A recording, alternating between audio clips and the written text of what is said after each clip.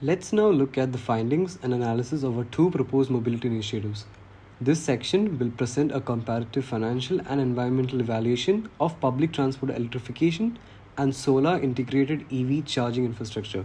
Each initiative is evaluated based on three key financial metrics: net present value or NPV, internal rate of return, and finally a scenario analysis where we compare the results under the best case and base case conditions.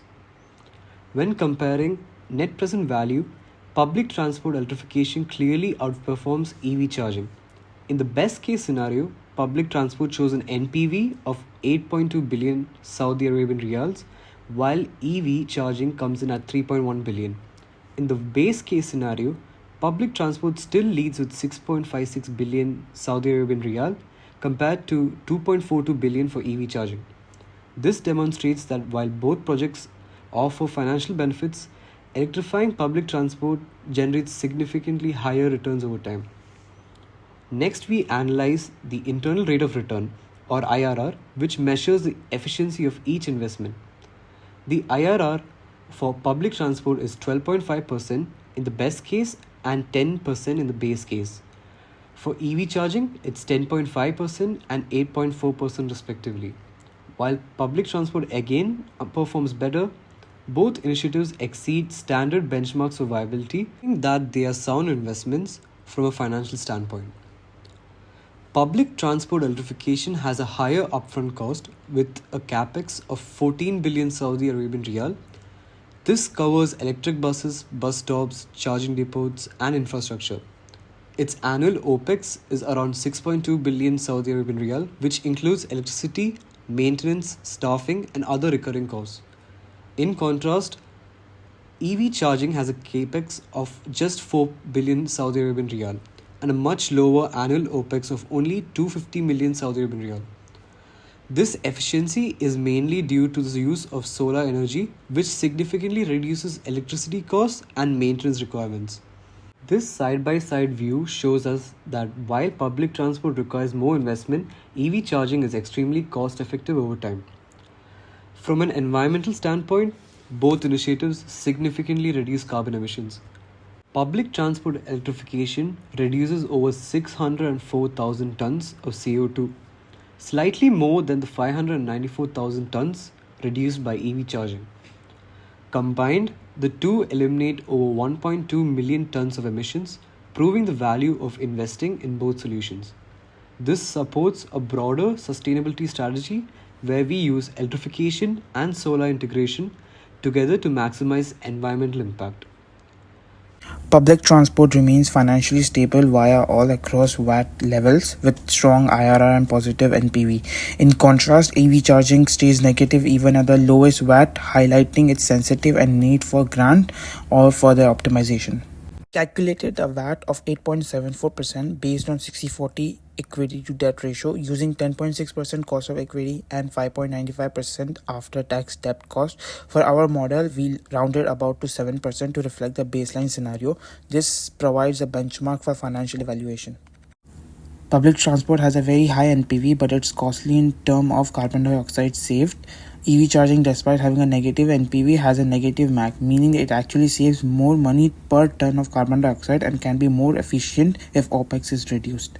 Public transport requires 52 billion Saudi riyals in capex and for 24.6 Saudi riyals in return, with IRR of 30%. In contrast, EV charging only requires 75 million but loses 241 million Saudi riyals in value with no payback. So, to summarize, public transport electrification has higher upfront costs but delivers the strongest long term returns, both financially and environmentally.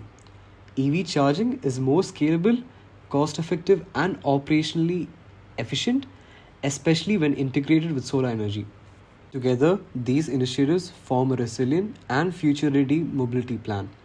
We recommend a phased rollout, prioritizing transport electrification while scaling solar powered EV infrastructure in parallel. Now, last but not least, I, Rafi, am going to cover the appendices of our presentation. While my colleagues presented the higher level findings, this section offers a slightly more deeper dive into the foundational analysis supporting our recommendations and findings.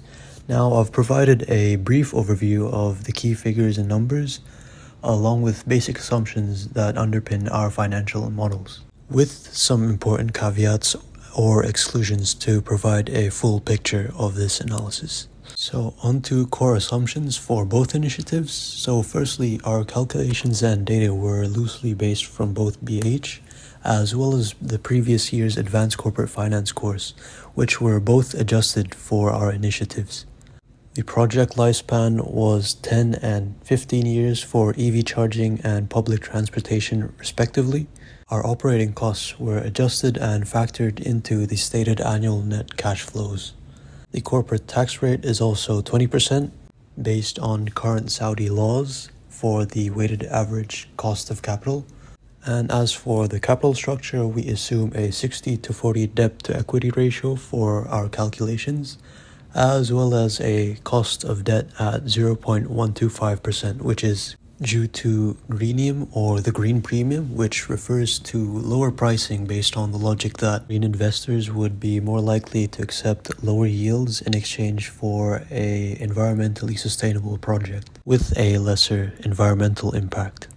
Now, moving on to a brief costs and benefits analysis, comparing both initiatives. So first of all, we have the initial investment for EV charging is about 52.5 billion Saudi Arabian riyals compared to 15 billion for public transport.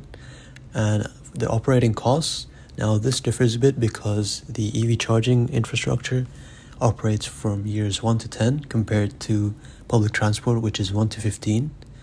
We have 23.25 billion compared to almost a billion for the public transport buses, as well as the payback period, which is 8 years approximately for EV charging compared to 4.6 years for public transport. Now, for the sake of time, I won't be reading all of these figures, but the first three we believe are the most important. Now, on to the primary benefits for both. So firstly, with the EV charging infrastructure, we're expected to have direct revenue of approximately 24.3 billion. As for its primary impact, we want to increase EV adoption in the kingdom, with environmental benefits being reduced emissions as well as better air quality for cities, reduce overall fossil fuel reliance, as well as foster job creation and stimulate local economic activity through the creation and maintenance of this charging infrastructure. It also has the future potential from increased EV revenue from adoption, as well as supporting the Saudi EV market as the country is trying to produce its own EVs. And finally, it more aligns towards Saudi's Vision 2030. Now, in comparison, for public transportation, the main impact is to improve the public transportation system while making it more sustainable and efficient, connecting it with the city's larger public transport infrastructure that exists. For environmental benefits is more or less the same, however, less cars on the road means less emissions.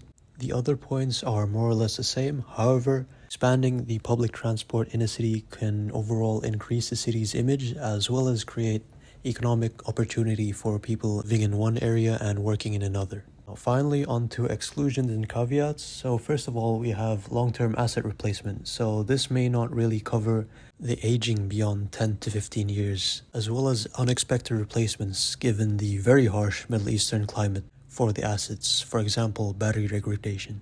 Our second point is sensitivity. So our results would likely be very sensitive to changes in key inputs. So for example, if the greenium were to not be adapted, or EV adoption rates drop, or electricity tariffs come into effect, this would greatly impact our WACC.